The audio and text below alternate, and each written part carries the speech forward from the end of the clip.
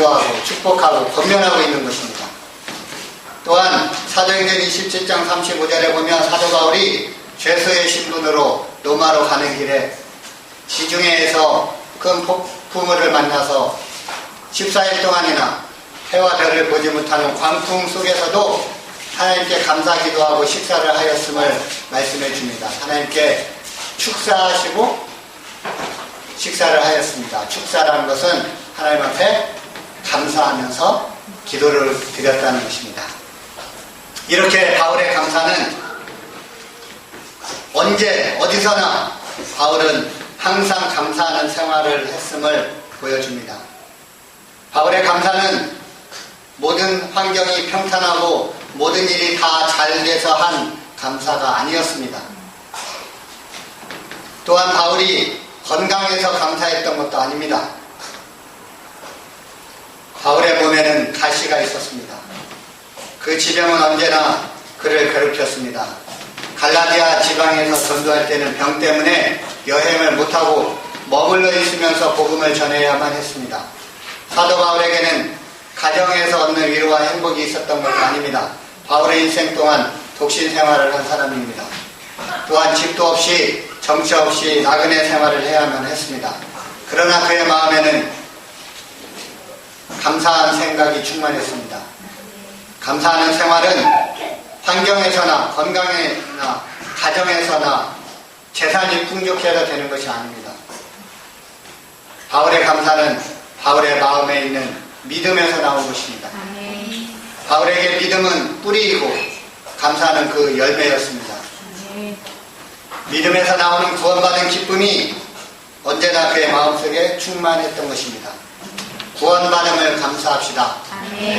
바울은 율법 그대로 지켜보려고 가진 애를 썼던 사람입니다. 그러나 그가 발견한 것은 육신 속에 죄의 법이 있어서 항상 그로 하여금 실패하게 한다는 것이었습니다. 그러다가 바울은 예수님을 만났습니다. 그리스도의 십자가를 바라보게 되었습니다. 믿음으로 죄사함을 받고 구원을 얻게 된 것입니다. 그래서 사도 바울은 이렇게 고백합니다. 로마서 7장 25절 우리 주 예수 그리스도로 말미암아 하나님께 감사하리로다. 예수님 덕분에 하나님 자녀가 됐고 감사할 수 있게 되었다는 것입니다. 사도 바울처럼 예수 그리스도로 인해 죄사함을 받고 하나님의 자녀가 되고 영원한 생명을 얻게 된 것을 감사하며 살게 되시기를 바랍니다. 또한 직분 주심을 감사합시다. 오늘 본문 말씀 12절 13절 함께 다 같이 읽어보겠습니다. 나를 능하게 하신 그리스도 예수 우리 주께 내가 감사함은 나를 충성히 여겨 내게 직분을 맡기심이니 내가 전에는 수감자요 학대자요 폭행을 하였으나 도리어 공유를 이룬 것은 내가 믿지 아니할 때에 알지 못하고 행하였습니다. 아멘. 바울은 예수님을 알지 못할 때 몰라서 예수님을 믿는 사람들을 핍박하고 결국 그리스도를 핍박한 사람입니다. 폭행을 하고 박해를 하고 해방을 하고 비방을 했던 사람입니다. 그럼에도 불구하고 하나님은 자신의 죄를 다하여 주시고 자기를 불러 이 복음을 전파하는 직분을 맡겨주셨던 것입니다. 이것을 생각할 때 사도 바울은 너무 감사하고 감격해서 무엇이라 말할 수가 없었습니다. 그래서 주님이 주신 이 사명을 위해서는 생명을 조금도 아끼지 않노라고 고백했습니다. 우리 모두는 구원받고 직분을 받았습니다. 하나님은 모두에게 복음을 전파하는 사명을 주셨습니다. 또한 여러 가지 재능과 은사를 따라 직분을 맡겨주셨습니다. 구원받은 것에 감사하고 직분 맡은 것에 감사하며 사명을 잘 감당하게 되시기를 바랍니다. 아멘. 믿음은 감사의 열매로 나타납니다. 아멘. 감사는 믿음의 척도입니다. 감사를 얼마나 하는지를 보면 그의 믿음이 얼마나 있는지 헤아려 알 수가 있게 됩니다. 믿음이 없는 사람은 감사할 줄 모릅니다. 그래서 로마서 1장 21절에 믿지 않는 사람은 하나님을 알되 하나님을 영화롭게도 아니하며 감사하지도 아니한다고 말씀합니다. 예수님을 믿는다고 다 돈을 잘 버는다고 보장할 수는 없고 좋은 일만 있다고 보장할 수는 없지만 보장할 수 있는 것은 누구나 믿음이 있으면 감사하는 마음이 충만한 사람이 된다는 것입니다. 감사한 마음이 없는 사람은 자기의 책임을 바로 감당하지 못합니다. 가룟 유다가 마지막에 왜 반역자가 되었습니까? 감사한 마음이 없었기 때문입니다. 예수님의 제자로 삼아주신 예수님께 대한 감사한 마음이 없었기 때문에 자기에게 이익이 안 되는 것만 생각하고 반역자가 되었습니다. 왜 다윗의 아들 압살롬이 자기 아버지를 배반해서 역적이 되었습니까? 부모의 은혜를 알지 못하고 감사한 마음이 없었기 때문입니다.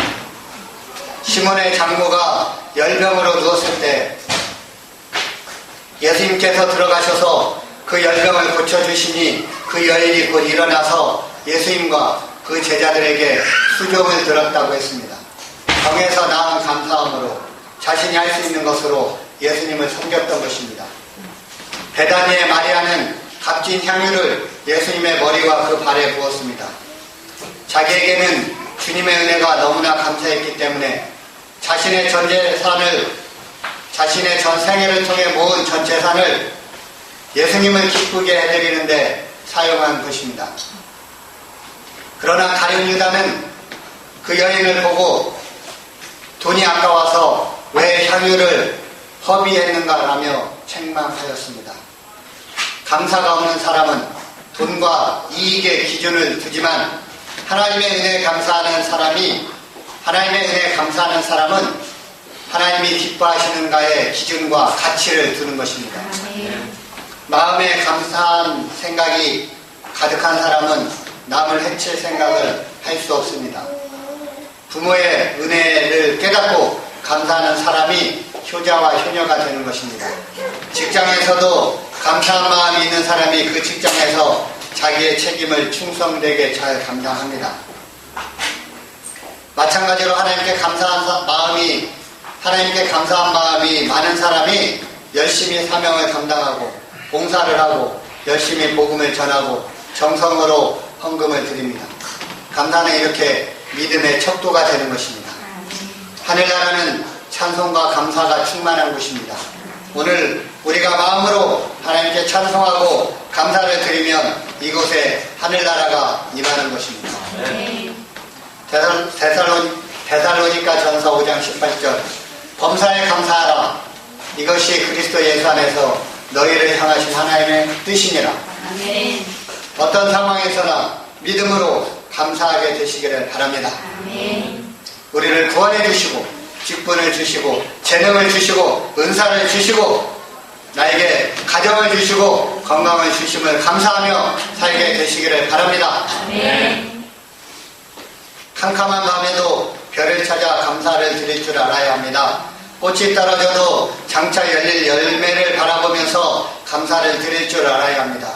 슬픔 가운데서도 영원한 소망을 바라보면서 감사를 드릴 줄 알아야 합니다. 외로워도 함께 해주시는 주님으로 인해 감사할 수 있게 되시기를 바랍니다. 고통과 질병 가운데서도 내 영혼을 강건하게 해주시는 하나님의 은혜에 감사할 수 있게 되시기를 바랍니다. 하고 있는 일이 안 되고 사업이 어려움을 당해도 우리에게 믿음이 남아있다면 그것은 감사할 일입니다. 범사에 감사하라. 모든 일에 감사합시다. 옆에 분한테 말씀합시다. 모든 일에 감사합시다. 모든 일에 감사합시다. 믿음으로 모든 일에 감사하게 되시기를 축복합니다.